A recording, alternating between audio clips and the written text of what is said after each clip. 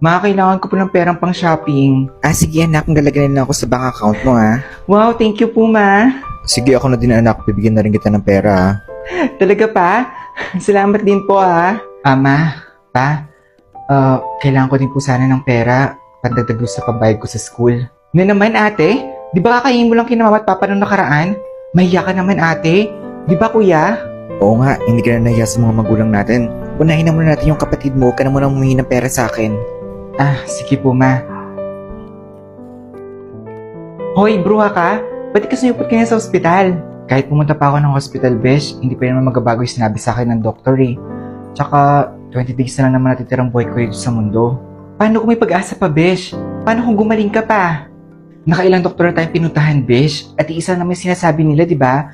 Walang gamot dito sa sakit ko. Buti nga binigyan mo pa ako ng makeup At least natakpan ko itong maputla kong mukha. At fresh pa din ako.